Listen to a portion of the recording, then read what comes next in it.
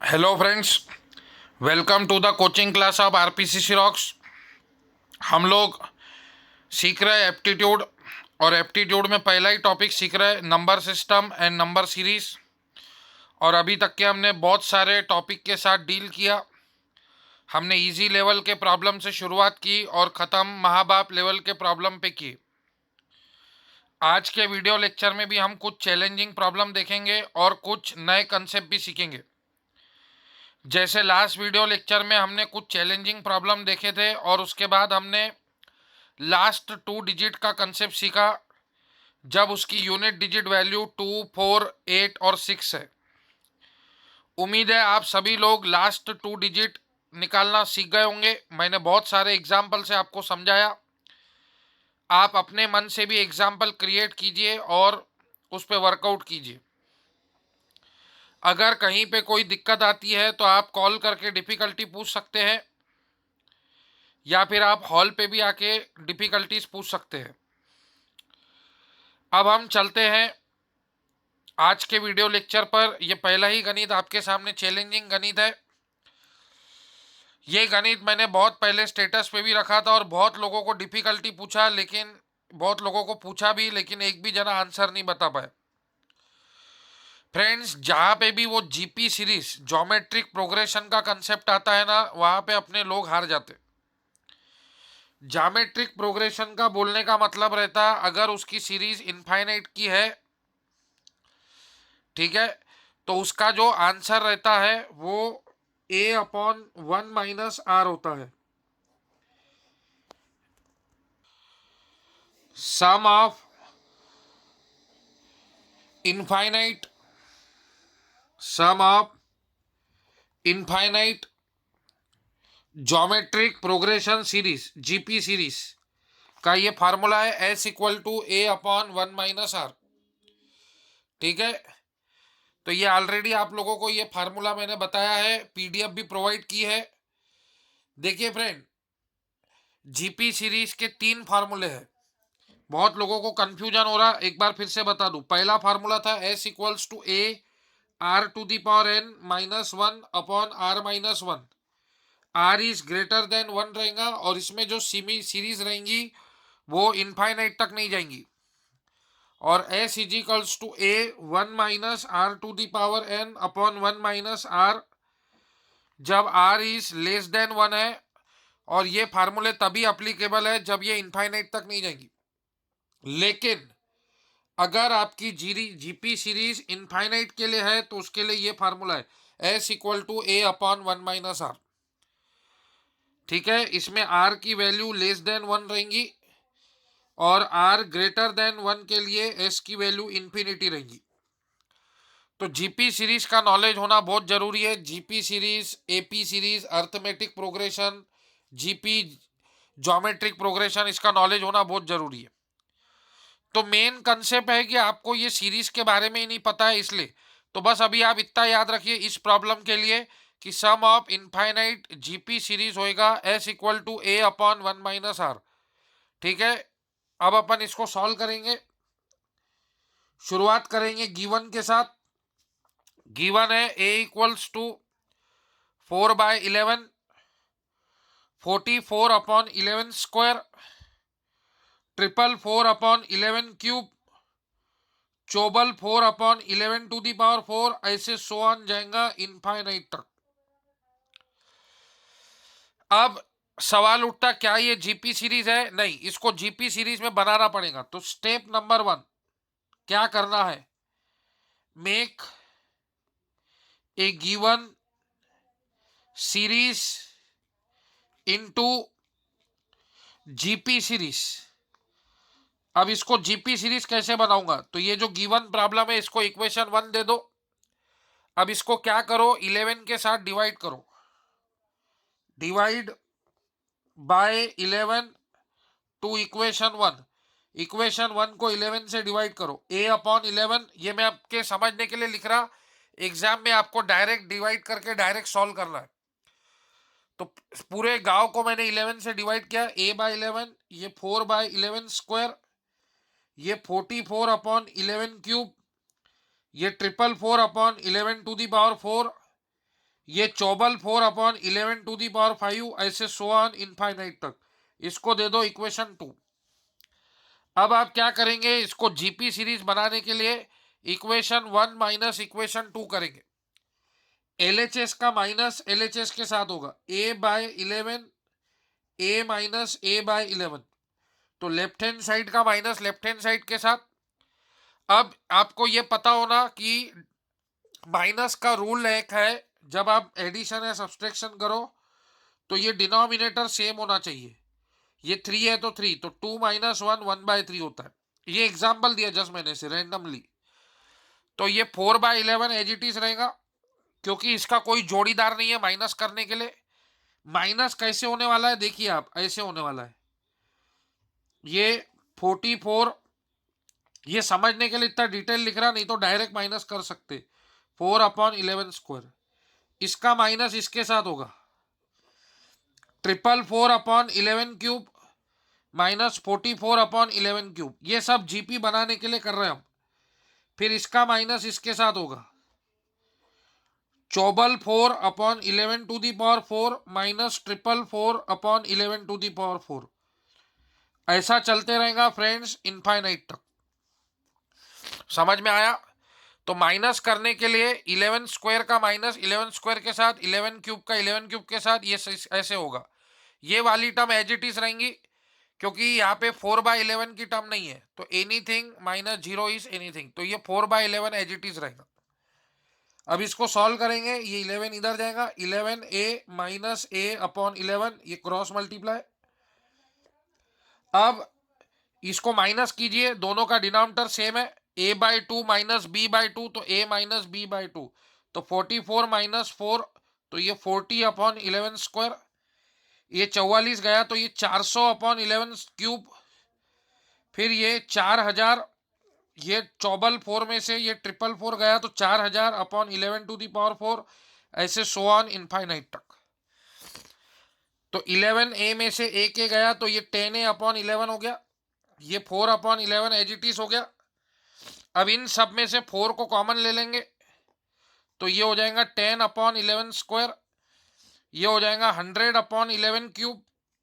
ये हो जाएगा 1000/11⁴ एंड सो ऑन ऐसे इनफाइनाइट तक। ठीक है, तो ये 10a/11 है, ये 4/11। अब आप इसको लिख सकते हैं 10⁻1/11², ये 10² ठीक है, ये 10³/11⁴, ऐसे इनफाइनाइट तक।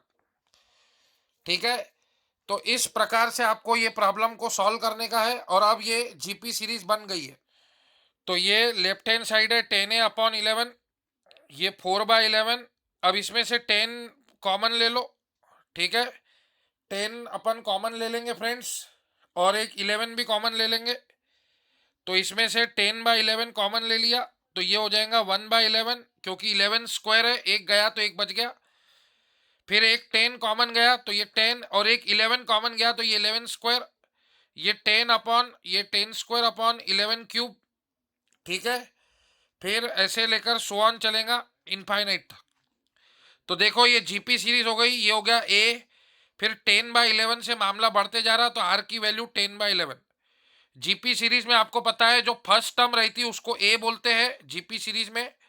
और फिर कितने से बढ़ोतरी हो रही, ये 1/11 है, अब ये 10/11² हो गया, तो 10/11 से बढ़ोतरी हुई। फिर इसमें इसमें कितने का फर्क है, तो 10/11।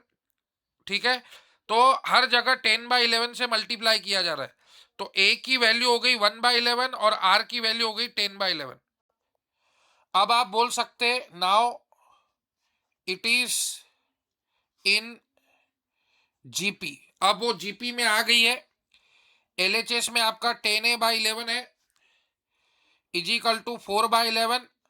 फिर हमने 10/11 को कॉमन निकाला था, तो यहाँ पे बच गया ये 1/11, 10/11², 10²/11³, 10³/11⁴, ऐसे इनफाइनाइट तक जा रहा। तो क्या ये ज्योमेट्रिक प्रोग्रेशन की सीरीज है? हाउ, इसमें ए की वैल्यू है 1/11 और आर की वैल्यू है 10/11। आर बोले तो कितने से बढ़ोतरी हो रही, तो इन दोनों का आप डिफरेंस निकालेंगे 10/11² और -1/11। तो इसमें का अगर आप डिफरेंस देखेंगे तो इसको 10/11 से मल्टीप्लाई किया तो ये बना, तो ये हो गया आपका आर। ठीक है, तो आर की वैल्यू हो गई 10/11। तो अब जीपी सीरीज आपको पता है, मैंने अभी लिख के दी थोड़ी देर पहले। जीपी सीरीज होती है a/1 - r। ए की वैल्यू 1/11, 1 - आर की वैल्यू 10/11। ठीक है, ये 10a/11 एज इट इज रहेगा, ये 4/11, ये 40/11। अब ये 1/11 है, 11 - 10, ये भी 1/11 हो गया, तो ये कट गया, ये पूरा ही कट गया, तो ये बचा 10a/11। ठीक है, और ये 4 + 40, 44/11, 11 कट गया। ए की वैल्यू 44/10, तो ए का आंसर आ गया 4.4। This is your accurate answer. तो इस तरह से ये जीपी सीरीज के प्रॉब्लम को सॉल्व किया जाता है। स्टेप नंबर 1, पहले आप उसको जीपी सीरीज में कन्वर्ट करो। ठीक है, जीपी सीरीज में ये जो फर्स्ट टर्म होती है ये ए होती है, और जितने से बढ़ोतरी हो रही वो आर होता है। 1/11 में 10/11 से मल्टीप्लाई किया तो ये बना, इसमें 10/11 से मल्टीप्लाई किया तो ये बना 10² 11³ इसको 10/11 से मल्टीप्लाई किया तो ये बना, तो आर की वैल्यू 10/11 हो गई, और ये इनफाइनाइट तक जा रहा। तो इनफाइनाइट वाले के लिए जीपी सीरीज मैंने लिख के दिया a/1 - r। ए की वैल्यू 1/11 और ये आर की वैल्यू 10/11। इसको सॉल्व किया तो ये 1/11 1/11 कट गया, तो यही बचा 44/11, ये 4 हो गया। ठीक है, या 11 कट गया, तो 44/10, आंसर इज 4.4। तो उम्मीद है ये गणित आपको समझा होगा, बहुत ही मजेदार और बहुत ही जबरदस्त गणित था ये। अब फ्रेंड्स हम नेक्स्ट गणित पे चलेंगे। जो ये वाला गणित है ये उससे भी बाप गणित है, उससे भी चैलेंजिंग गणित है। सबसे पहले गिवन क्या है उस पर ध्यान दो। 1/1 + 1² 1⁴ plus 2/1 + 2² + 2⁴ plus 3/1 + 3² 3⁴ plus so on, ऐसे 10 तक जाएगा, 1 + 10² 10⁴। क्या ये सीरीज इनफाइनाइट है? नहीं है, पहला पॉइंट ये ध्यान देना। अब आपको इसका आंसर चाहिए कि क्या आता है, 1/2 1/55 ये है। तो सबसे पहले इस प्रकार के क्वेश्चन को क्या करना है, सबसे पहले इसके जनरल फॉर्म में कन्वर्ट करना। फॉर एग्जाम्पल ये जो है ये s=, है, इसको नाम दे दिया, बेचारा गरीब है, नाम नहीं है तो s दे दिया।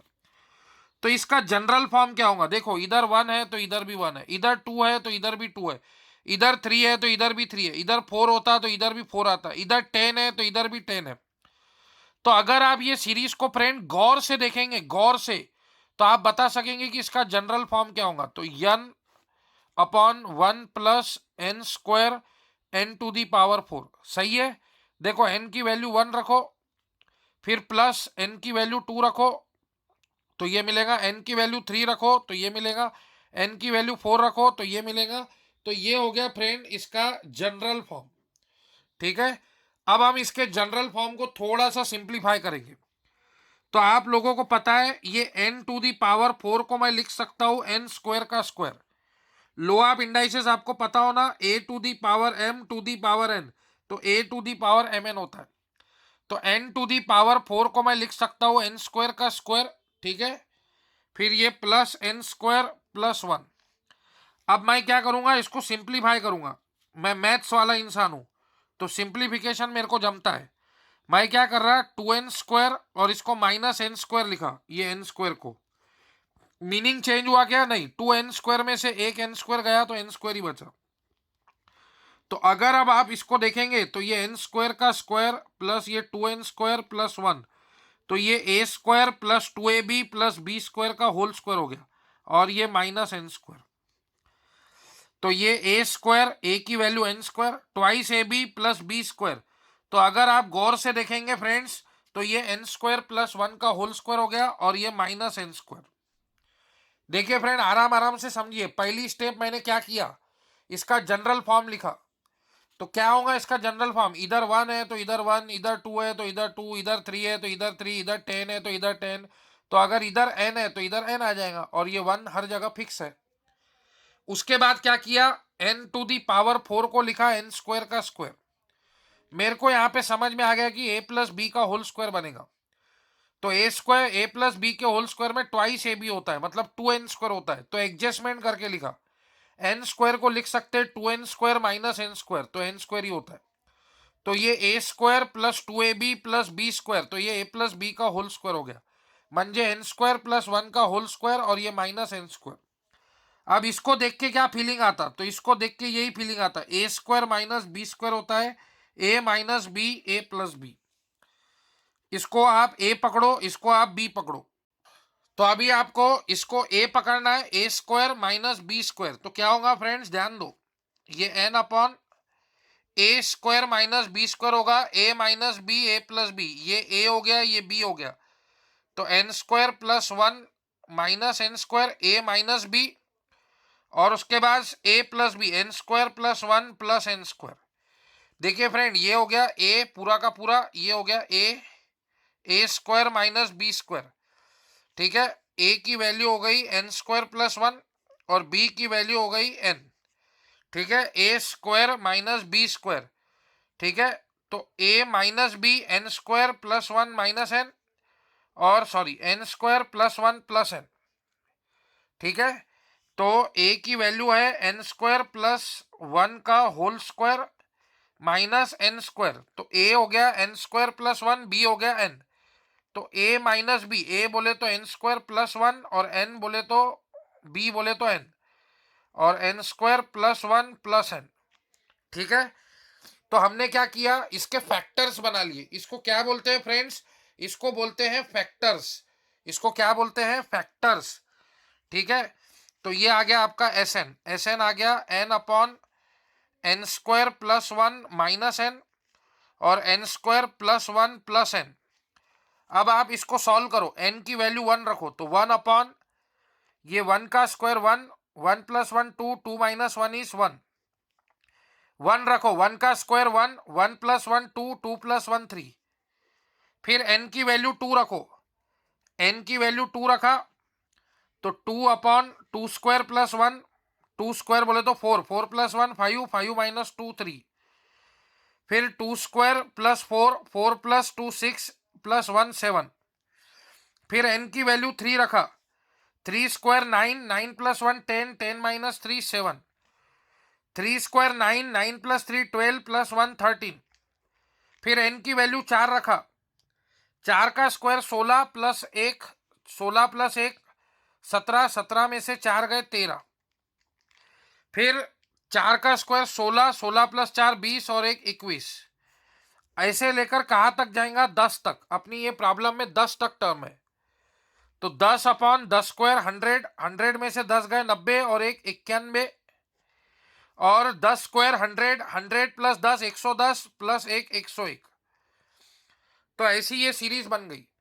अब इस प्रकार की सीरीज आपने देखा है, इसका डिफरेंस 2 है, इसका डिफरेंस 4 है, इसका डिफरेंस 6 है, इसका डिफरेंस 8 है, इसका डिफरेंस 10 है। इस प्रकार की सीरीज, सॉरी ये गलत हो गया, 10 स्क्वायर 100, 110 और 111, सॉरी, इसका डिफरेंस 20 है। तो ये बात याद रखना, ये नोट याद रखना, द डिफरेंस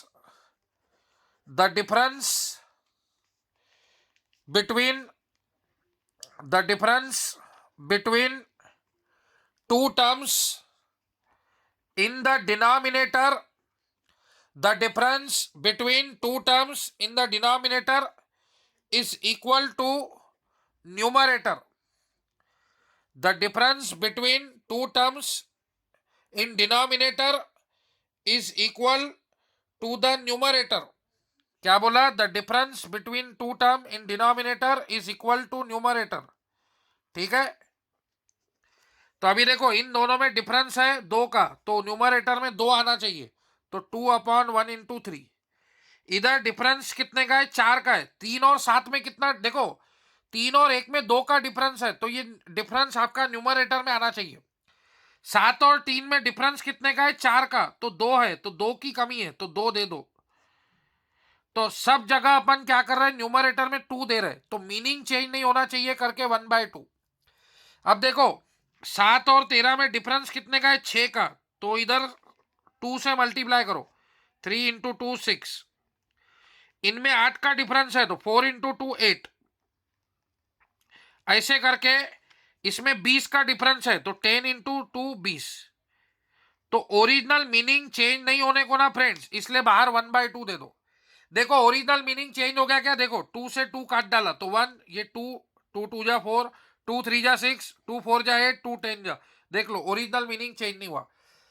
ऐसा क्यों किया, तो इससे पहले हमने इस प्रकार की सीरीज के प्रॉब्लम पढ़े हैं, 1/1 × 3, ये ऑलरेडी इससे पहले मैं पढ़ा चुका हूं।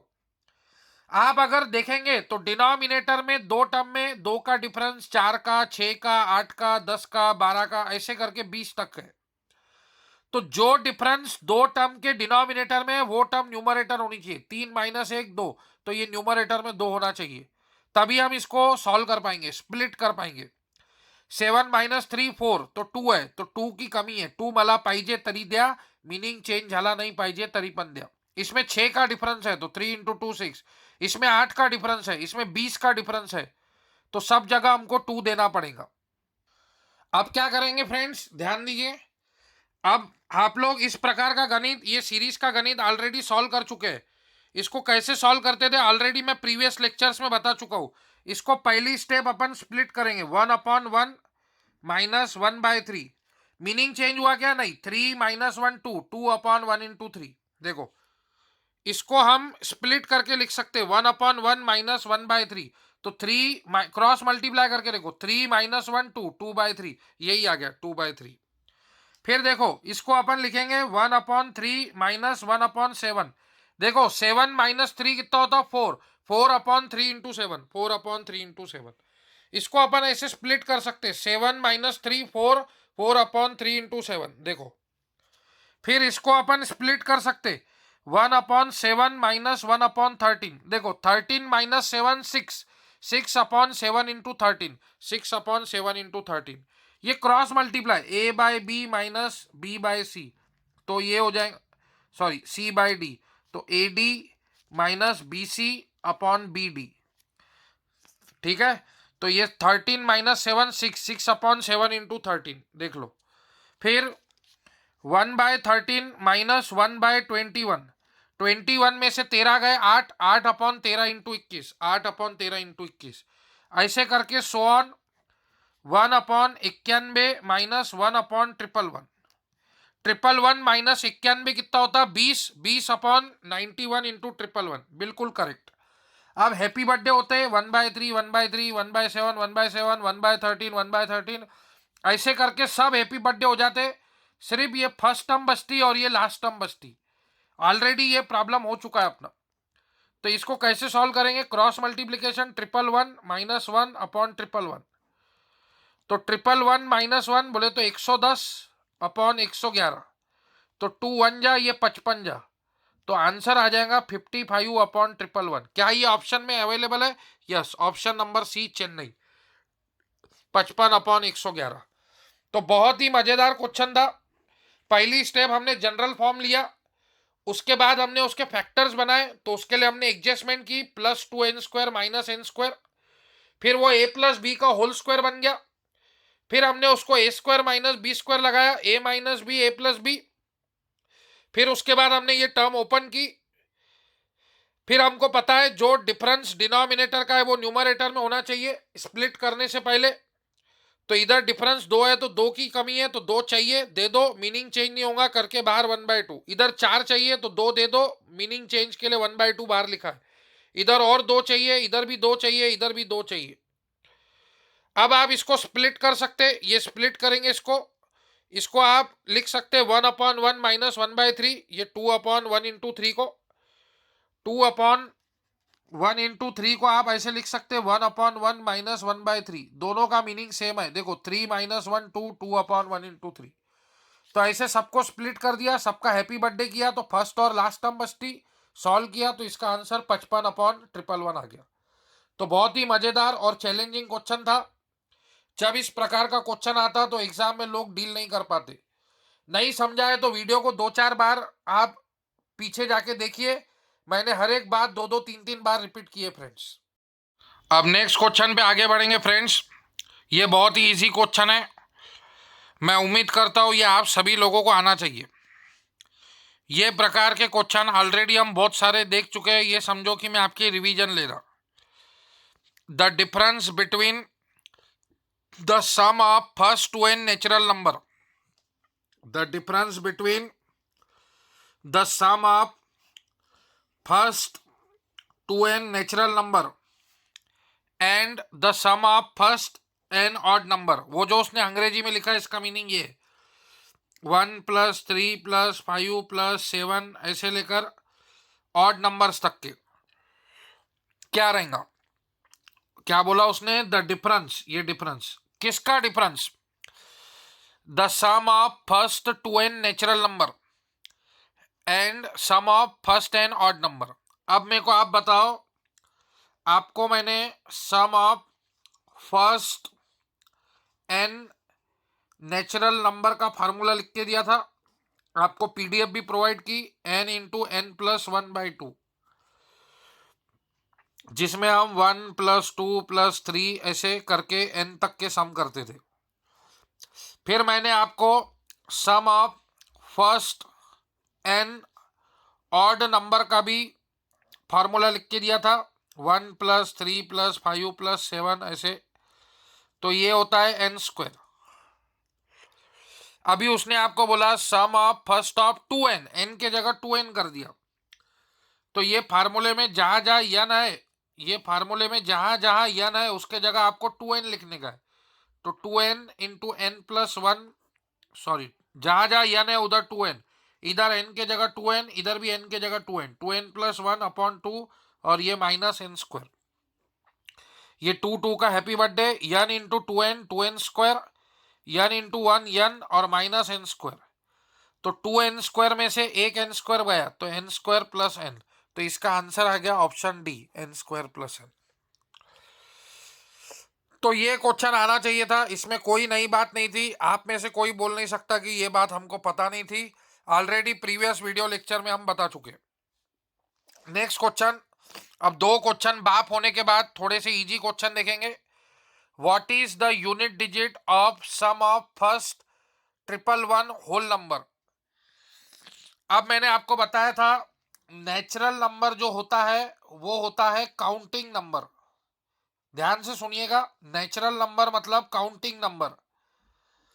मतलब अगर मैं आपको बोलूं कि यहाँ पे 10 लोग खड़े हैं तो आप काउंटिंग करो, तो आप 0 से काउंट नहीं करते, 0 1 नहीं, 1 2 3, काउंटिंग हमेशा 1 से शुरू होती। कहीं पे आप रेस देखेंगे, रेस शुरू है तो वहां पे काउंटिंग 1 से करते। तो नेचुरल नंबर काउंटिंग नंबर होते हैं, 1 to n होते हैं। होल नंबर जो होते हैं वो 0 से शुरू होता है, उसमें होल होता है, उसमें 0 होता है, तो वो 0 से n होते हैं। तो नेचुरल नंबर और होल नंबर में ये फर्क है, आपको पता होना चाहिए डिफरेंस। नेचुरल नंबर 1 से शुरू होते हैं, होल नंबर 0 से। तो उन्हें बोला what is the unit digit of sum of 111 whole number, मतलब 0 1 2 3 4 ऐसे लेकर कहां तक जाएगा, 110 तक। 0 से 110 तक कितने नंबर हो गए दोस्त? 111 होल नंबर हो गए।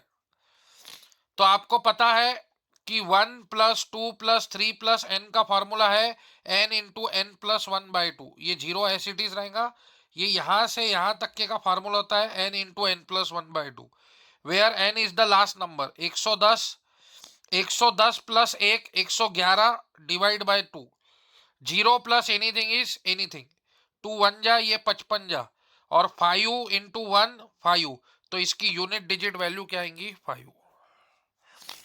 समझ में आया क्या? यहां पे लोग गलती क्या करते हैं, 1 से 111 112 नंबर ले लेते।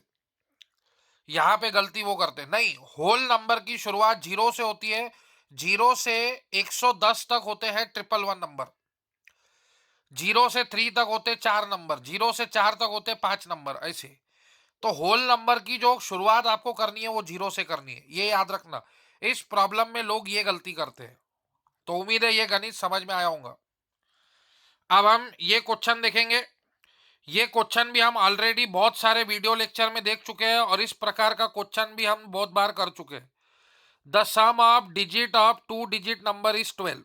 कोई तो भी 2 डिजिट नंबर है, let x and y be the 2 digit number. ये समझाने के लिए लिख रहा हूं। एक कोई तो भी 2 डिजिट नंबर है और बोलते हैं वो उनके आपस में डिजिट का अगर सम किया जाए तो वो 12 होती है। The sum of the digit the sum of the digits of a 2 digit number is 12। तो ऐसे प्रॉब्लम को सॉल्व करने के लिए दो अप्रोच होते हैं, एक ऑप्शन वाइज और दूसरा सॉल्व करके देखो। तो ऑप्शन वाइज अगर देखेंगे तो सभी डिजिट की सम 12 होती है। 3 + 9 12, 5 + 7 12, 6 + 6 12, 9 + 3 12। ठीक है, अब आगे क्या बोल रहा हो? If the new number formed by reversing the digit, if the new number, एक कोई तो भी न्यू नंबर फॉर्म हुआ रिवर्सिंग द डिजिट, जैसे एक्स वाई का रिवर्स होगा, जैसे हमने बोला let x and y be the 2 digit number, वो एक्स वाई हो गया, तो इसका रिवर्स हो जाता है वाई एक्स। तो the new number is form reversing the digit is greater than the original number by 54। मतलब ये जो न्यू नंबर है ये ओरिजिनल नंबर से 54 ज्यादा है। अब अगर आप देखेंगे तो यहां पे आपके बहुत सारे ऑप्शन कट जाएंगे। अगर आप इसमें 54 ऐड करेंगे, इसका देखो रिवर्स डिजिट नंबर क्या होगा 75। तो क्या 75 और 57 में 54 का डिफरेंस है क्या? देखो 67 और 18, इनमें 18 का डिफरेंस है। वो बोल रहा जब हमने डिजिट को रिवर्स किया तो ओरिजिनल डिजिट से 54 ज्यादा है। जब हमने ये डिजिट को रिवर्स किया तो ये जो नंबर है ये ओरिजिनल नंबर से 54 ज्यादा है। अगर मैं तो ओरिजिनल नंबर क्या है, उसने ओरिजिनल नंबर पूछा है। तो अगर मैं 57 को रिवर्स करूं तो 75 होगा। तो क्या ये ओरिजिनल नंबर से 54 ज्यादा है? नहीं, 75 और 57 तो 18 ही होता, तो ये ऑप्शन कट गया। 66 का तो रिवर्स डिजिट 66 ही होता, मतलब सेम ही होता, तो सेम तो नहीं है, 54 ज्यादा है। अब बचे ये दो ऑप्शन। तो क्या ये ओरिजिनल नंबर है? नहीं, ये अगर ओरिजिनल नंबर होगा तो ये 39 नया नंबर हो जाएगा। तो क्या ये 54 ज्यादा है? नहीं, ये तो कम हो रहा, तो ये भी नहीं है, तो इसका ऑप्शन होगा ए। क्या 39 का रिवर्स करो, ओरिजिनल नंबर हो गया 39, ओरिजिनल नंबर हो गया 39, फिर मैंने इसको रिवर्स किया, इसको रिवर्स किया तो ये हो गया 93। तो क्या ये ओरिजिनल नंबर से 54 ज्यादा है? यस, 39 + 54 करेंगे तो 93 चाहता। ठीक है, 54 + 40 करो, एक कम कर दो, 54 + 40 94, एक कम कर दो तो 93 होता। तो ऑप्शन 93 इज द करेक्ट, अपना option 39 is the correct answer. Original number is 39। ठीक है, अब इसको सॉल्व कैसे करते, चलो। तो कोई भी 2 डिजिट नंबर को कैसे लिखते, जैसे ये 34 2 डिजिट नंबर है, तो इसको आप कैसे लिखते? 3 × 10 + 4, इसको इस फॉर्म में लिखा जाता। क्यों? क्योंकि ये 10th डिजिट नंबर है और ये यूनिट डिजिट नंबर है। तो 10th डिजिट नंबर को 10 से मल्टीप्लाई करते और यूनिट डिजिट नंबर को 1 से मल्टीप्लाई करते। तो उन्होंने बोला एक 2 डिजिट नंबर है 10x + y, x 10th place पर है, y यूनिट प्लेस पर है। इसमें अगर हमने 54 ऐड किया तो एक नया नंबर मिला जो कि इसका रिवर्स द डिजिट है। रिवर्स मतलब अब 10th पोजीशन पे y आ गया और यूनिट डिजिट पे x आ गया। समझ में आया क्या ये इक्वेशन? उन्होंने बोला if the new number is form by reversing the digit is greater than the original number by 54। Original number 10x + y है। ये एक्स वाई नंबर को कैसे लिखेंगे अपन? 10x + y, x 10th place पर है, y यूनिट प्लेस पर है। इसमें अगर 54 ऐड किया तो हमको नया नंबर मिलेगा जो कि रिवर्स द डिजिट है, मतलब yx मिलेगा। तो इसको लिखेंगे कैसे? y 10th प्लेस पर है, 10y + x। अब इसको अगर आप सॉल्व करेंगे तो ये +y इधर आके -y, तो ये 9y + 10x इधर आके -10x, x - 10x - 9x = 54। तो इसको अगर मैं डिवाइड करूं 9 से तो y - x = 54।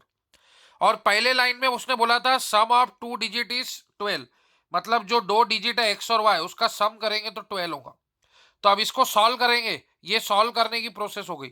इसको ऐड करेंगे, +x - x कट गया, y + y 2y, फिर 54 + 12 64, सॉरी इसको 9 से काटे थे अपन ने, सॉरी 9 से डिवाइड किए थे अपन ने, तो ये y माइनस एक्स हो गया था 9 6 जा 54 6, तो 12 प्लस 6 18, तो y की वैल्यू आ गई 9, y की वैल्यू इसमें 9 रख दिया तो प्लस 9 इधर आके माइनस 9, तो x की वैल्यू हो जाएंगी 3। तो ओरिजिनल नंबर क्या था एक्स वाई बोले तो क्या हो गया 39, x की वैल्यू 3 y की वैल्यू 9। तो ऐसे सॉल्व करके भी आप निकाल सकते, ऑप्शन से भी जा सकते, सॉल्व करके भी निकाल सकते। सॉल्व करने में क्या है, उन्होंने पहले लाइन में बोला कि वो जो दो डिजिट है उनका सम 12 आता है, तो x प्लस वाई की वैल्यू 12 है, ये हो गया पहला इक्वेशन। दूसरा इक्वेशन क्या बोल रहा है, if the new number form by reversing the digit is greater than original number by 54। देखो ये 2 डिजिट नंबर है एक्स वाई, तो इसको हम लिखते कैसे हैं, इसको हम लिखते हैं 10x प्लस वाई, क्योंकि x जो है वो 10th प्लेस पर है, y जो है वो यूनिट प्लेस पर है। जैसे ये 34 नंबर है तो 3 इंटू 10 30 प्लस 4 इंटू 1, तो ये 34 बनता है। तो ये 3 यूनिट 10th प्लेस पर है और 4 यूनिट डिजिट पे, तो इसको इस अंदाज में लिखा जाता है 10x प्लस वाई। इसमें अगर आप 54 ऐड कर देंगे तो आपको नया नंबर मिलेगा which is reversing the digit.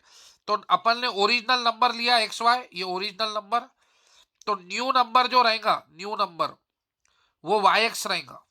तो इसको वाई एक्स को अपन कैसे लिखेंगे, वाई 10th प्लेस पर है और एक्स यूनिट डिजिट पे, तो प्लस वाई इधर आके माइनस वाई, तो ये 9y प्लस 10x इधर आके minus 10x, x minus 10x minus 9x, और ये 54। इसको 9 से डिवाइड कर दिया तो y माइनस एक्स 6 हो गया। इन दोनों को साइमल्टेनियस सॉल्व करो तो x और y मिल जाएगा। तो उम्मीद है ये समझ में आया होगा फ्रेंड्स, ठीक है। तो ओरिजिनल नंबर 39 हो जाएगा। अब हमको फ्रेंड नया कंसेप्ट सीखना है एलसीएम, एचसीएफ और रिलेटिव प्राइम। ये टॉपिक को भी हम नंबर सिस्टम के अंदर ही देखेंगे। वैसे गेट एग्जाम में इसके ऊपर आज तक क्वेश्चनिंग नहीं आई गेट एग्जाम में, लेकिन बैंकिंग के एग्जाम में, आपके कंपनी के एग्जाम में और बाकी जो दूसरी एग्जाम है उसके ऊपर क्वेश्चन आता है, इसलिए अपन अब देखेंगे इसके बारे में। सबसे पहले मैं आपको को प्राइम के बारे में बता दूं। को प्राइम का दूसरा नाम होता है रिलेटिव प्राइम। जैसे राहुल पहला जानी कोचिंग क्लास का दूसरा नाम होता है आरपीसीसी रॉक्स, वैसे ही को प्राइम का दूसरा नाम होता है रिलेटिव प्राइम। तो दो नंबर को को प्राइम तभी बोलते हैं जब उनका एचसीएफ 1 होता है। एचसीएफ बोल रहे तो हाईएस्ट कॉमन फैक्टर, ठीक है। अगर आप 7 के फैक्टर निकालोगे तो 7 के फैक्टर होता है 1 इंटू 7, 5 के फैक्टर निकालोगे तो 1 इंटू 5, तो दोनों में कॉमन फैक्टर कौन है, 1 है, और वो हाईएस्ट है। तो 7 और 5 ये को प्राइम नंबर है। अगर आप 7 के फैक्टर निकालोगे, मैंने आपको फैक्टराइजेशन पढ़ाया हुआ है, तो ये 1 इंटू 7 उसके फैक्टर, 6 के फैक्टर 1 इंटू 6, 2 इंटू 3, ये फैक्टर है 1 6 2 3। तो अगर देखेंगे तो इन दोनों में कॉमन नंबर कौन है, 1 है, और वो भी हाईएस्ट है। अगर मैं आपको बोलता हूं कि आप 4 और 2 देखो, तो 4 के फैक्टर होते हैं 1 इंटू 4 4, 2 इंटू 2 4, और 2 के फैक्टर होते हैं 1 इंटू 2, तो इसमें 1 भी कॉमन है 2 भी कॉमन है। हाईएस्ट कौन सा कॉमन है, 2, तो इनका एचसीएफ 2 हो जाएगा। क्या ये को प्राइम है, नहीं। को प्राइम वो रहते हैं जिनका एचसीएफ 1 रहता। जैसे मैं एग्जांपल लेता हूं 2 और 6 और 3, तो ये 1 इंटू 6 6 होता है, 2 इंटू 3 6 होता है, ठीक है। ये उसके फैक्टर्स है। 3 के फैक्टर क्या होते हैं, 1 इंटू 3, ये फैक्टर होते हैं। तो इसमें 1 भी कॉमन है और 3 भी कॉमन है। हाईएस्ट कौन सा कॉमन है, 3, तो 6 और 3 का एचसीएफ हो जाता है 3। हाईएस्ट कॉमन फैक्टर, कॉमन भी होना और हाईएस्ट भी होना। तो दो नंबर को आप को प्राइम तब बोलते हैं जब उनका एचसीएफ हाईएस्ट कॉमन फैक्टर 1 से 1 नहीं हो। अगर 1 है तो वो को प्राइम रहेंगे। तो ये क्वेश्चन आया हुआ है, which of the following set of number are coprime. तो पहला ऑप्शन है 35 और 55, तो आपको फैक्टर निकालने को आने को ना, तो 1 इंटू 35 ये फैक्टर हो गया, फिर 5 इंटू 7 ये फैक्टर हो गया, और किस में आता है 35, नहीं मालूम, जान दो। 55 के फैक्टर क्या है, 1 इंटू 55, फिर 5 इंटू 11 फैक्टर है, और किस में आता है, और किस में नहीं आता। तो अभी इन दोनों में कॉमन कौन है, देखो 1 कॉमन है और 5 कॉमन है, इधर भी 1 कॉमन है और 5 इंटू 11, तो इनका एचसीएफ हाईएस्ट कॉमन फैक्टर 5 हो गया। मतलब ये दोनों को प्राइम हो सकते हैं क्या? नहीं। को प्राइम या रिलेटिव प्राइम तब रहेंगे जब उनका HCF 1 रहेगा। ठीक है, तो ये ऑप्शन तो नहीं है। चलो उसके बाद नेक्स्ट ऑप्शन देखेंगे 88 और 121। तो 88 और 121 में 1 के अलावा अगर कोई और फैक्टर हो गया तो समझ लो वो को प्राइम नहीं है।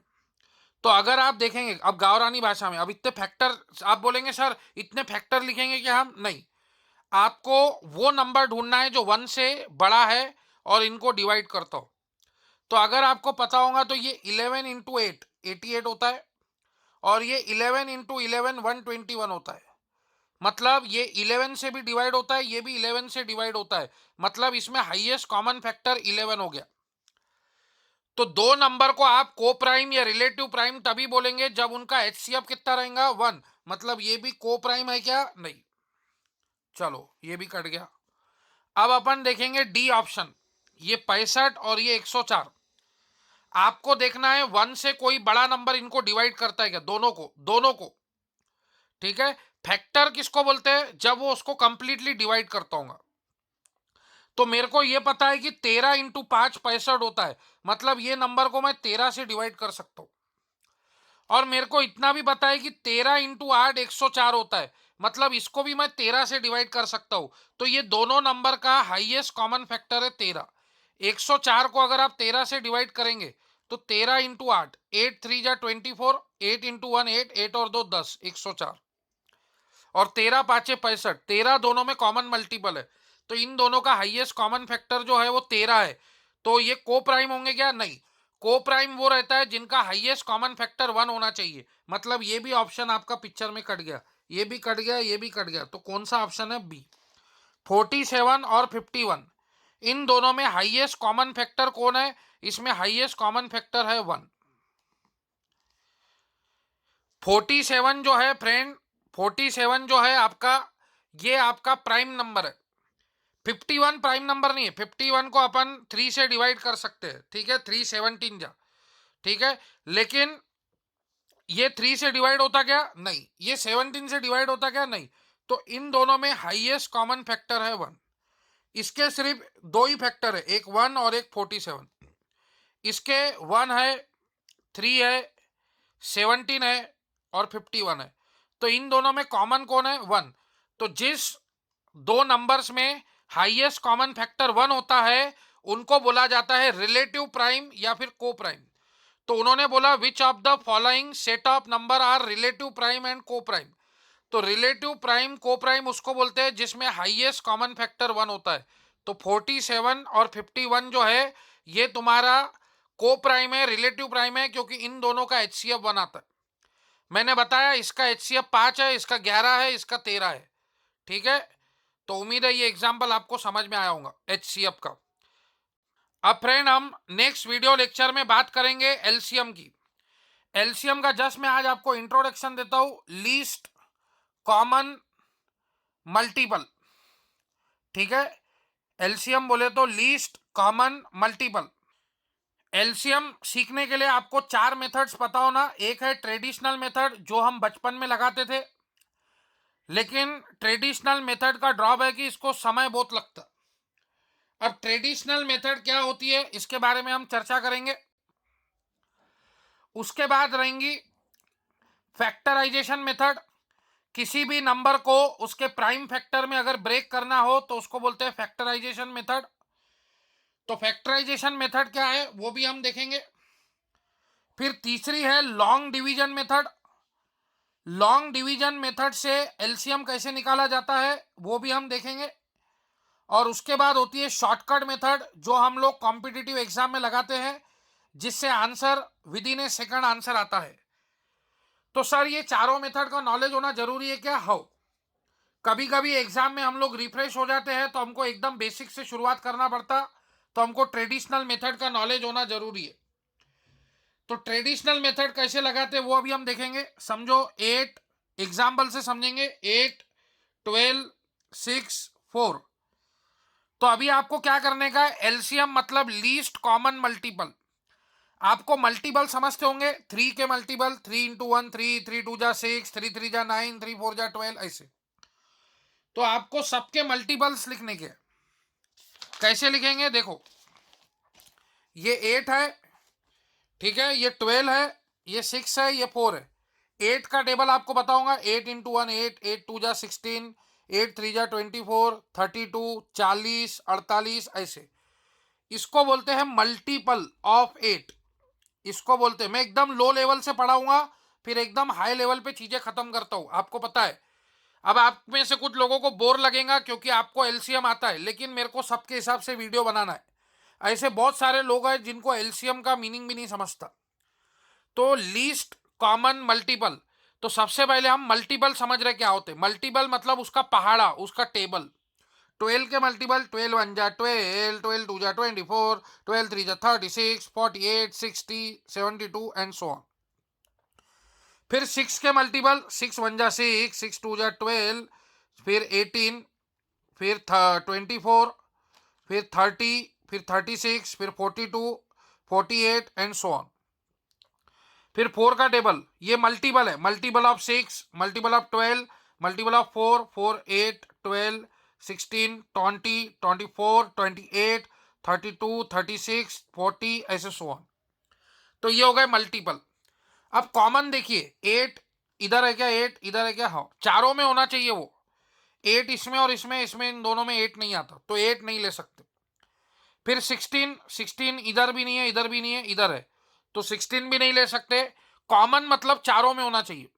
24 इधर है, इधर भी है, इधर भी है, इधर भी है, तो 24 यहां भी अवेलेबल है। 24 12 के भी टेबल में है, 24 6 के भी टेबल में है, 24 4 के भी टेबल में है। तो ये हो गया कॉमन। और ये लीस्ट है क्या, लीस्ट मतलब छोटा। देखो इसके बाद फिर 48 इधर भी है, इधर भी है, इधर भी है, इधर भी, 48 भी दोनों में है, ठीक है। तो अपने को लीस्ट वाला होना। देखो ये जो हो गया 24, ये हो गया कॉमन। देखो पहले मैंने आपको क्या पढ़ाया, मल्टीपल, 8 1 जा 8, 8 2 जा 16, 8 3 जा 24 ऐसे। 12 के मल्टीपल, 6 के मल्टीपल, 4 के मल्टीपल। अब मैं आपको बता रहा कॉमन, तो 24 इधर भी है, इधर भी है, इधर भी है, इधर भी, चारों में कॉमन है। चारों में कॉमन है बिल्कुल, ठीक है। और वो लीस्ट है, यस। तो आप बोल सकते कि 8 12 6 4 इन सब का कॉमन मल्टीपल होगा 24, तो इसका एलसीएम आ जाएगा 24। ये हो गई तुम्हारी ट्रेडिशनल मेथड, जो कि हम जिंदगी में अप्लाई नहीं करेंगे। फिर भी जिनको नॉलेज नहीं है, इसलिए मैंने बताया क्योंकि बचपन में भाई यही पढ़ाती थी। दूसरी मेथड जो है, जो मेरे को बहुत अच्छी लगती, वो है फैक्टराइजेशन मेथड। किसी भी नंबर को उसके प्राइम फैक्टर में ब्रेक करना फैक्टराइजेशन होता है। तो 8 को आप लिख सकते 2 क्यूब, 12 बोले तो 4 इंटू 3, 4 बोले तो 2 स्क्वायर, 2 स्क्वायर इंटू 3, ये प्राइम फैक्टर्स है। ये ऑलरेडी फैक्टराइजेशन पढ़ा चुका हूं, अब मत बोलना कि सर ये प्राइम फैक्टर कैसे आ रहे। 6 बोले तो 2 इंटू 3, और 4 बोले तो 2 स्क्वायर। तो ये हो गया फैक्टराइजेशन, मतलब 8 के फैक्टर्स, 12 के फैक्टर, 6 के फैक्टर, 4 के फैक्टर, 4 बोले तो 2 स्क्वायर। अब इसमें आपको क्या करने का है, आपको हाईएस्ट पावर की टर्म सिलेक्ट करनी है। ये देखिए, ये जो 8 12 6 और 4 है, इन सब में कौन से प्राइम नंबर है, इन सब में प्राइम नंबर है 2 और 3।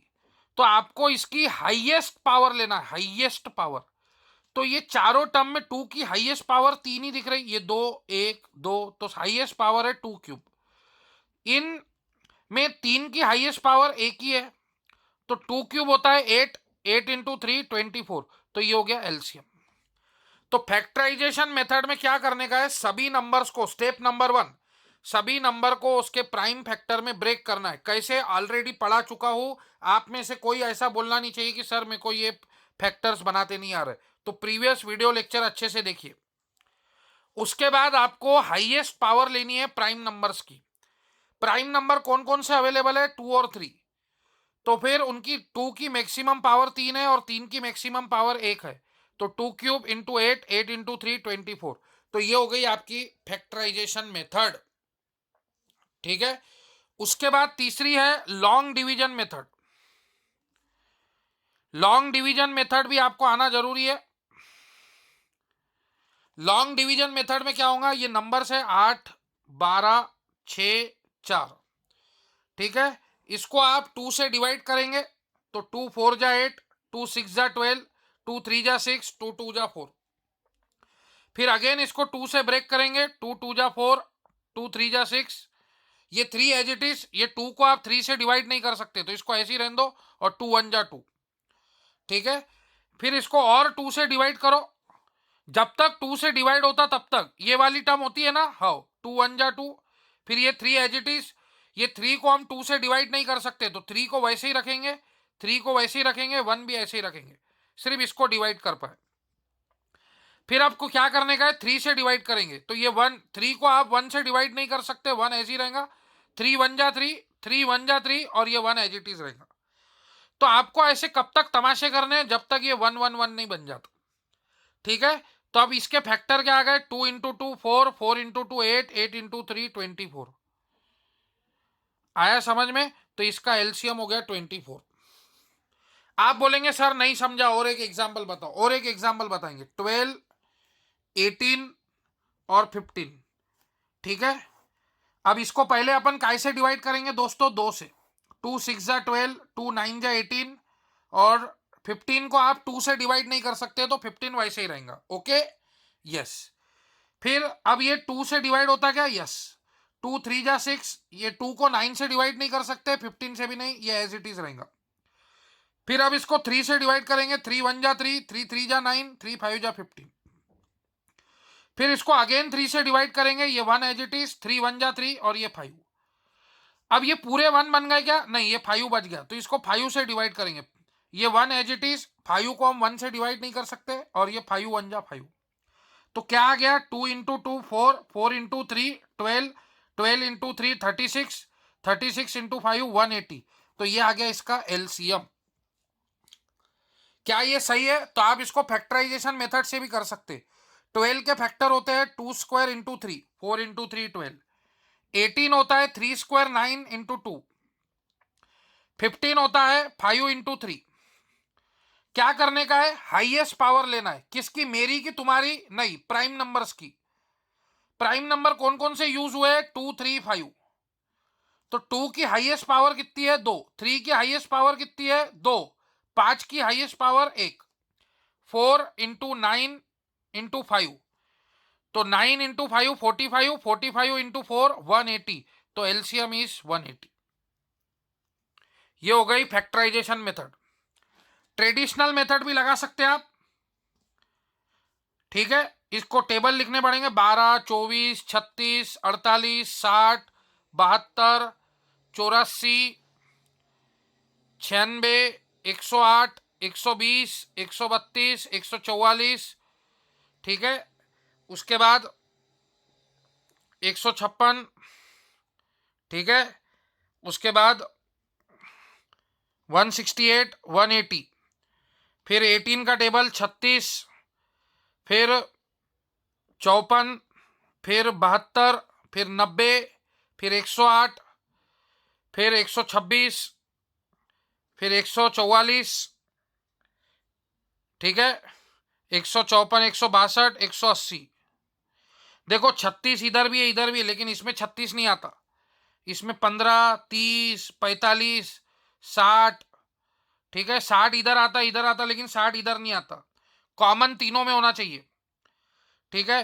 तो फिर 75 90 105 120 135, 120 इधर और इधर आता, इधर नहीं आता, 135 150 165 180, तो 180 तीनों में आता, तो लीस्ट कॉमन मल्टीपल 180 है। तो ये ट्रेडिशनल मेथड हम जिंदगी में नहीं लगाएंगे, ये बहुत बड़ी है। लॉन्ग डिवीजन मेथड अच्छी है और एलसीएम अच्छा है, ठीक है। कभी कभी अपना फैक्टराइजेशन मेथड अच्छी है, लेकिन कभी कभी बहुत बड़े बड़े नंबर आते तो आपको फैक्टर्स जीव पे आता, तो फिर ये वाली लॉन्ग डिवीजन मेथड अच्छी है। ये 2 6 जा 12, 2 9 जा 18, 2 को 15 से डिवाइड नहीं कर सकते, 15 एज इट इज। फिर 2 से और डिवाइड होता क्या, हो 2 3 जा 6, फिर 9 नहीं होता तो 9 as it is, 15 as it is, तो 2 बार 2 आ गया। फिर 3 से करेंगे तो 3, ठीक है, 3 1 जा 3, 3 3 जा 9, और 3 5 जा 15, और 3 से होगा क्या, हो ये 3 होगा, तो ये 1 और 5 एज इट इज, 3 1 जा 3। अब ये 5 को 1 बनाने के लिए 5 से डिवाइड करेंगे, तो ये 2 इंटू 2 4, 4 इंटू 3 12, 12 इंटू 3 36, इंटू 5 180। तो इसको बोलते हैं लॉन्ग डिवीजन मेथड, ठीक है। तो इसको आप बोलेंगे लॉन्ग डिवीजन मेथड। आई बात समझ में। अब शॉर्टकट मेथड जो है वो मैं नेक्स्ट वीडियो लेक्चर में पढ़ाऊंगा। अभी के लिए आप इतनी प्रैक्टिस कीजिए, आज के लिए इतना काफ़ी है। बाकी की बातें मैं आपको नेक्स्ट वीडियो लेक्चर में समझाएंगे।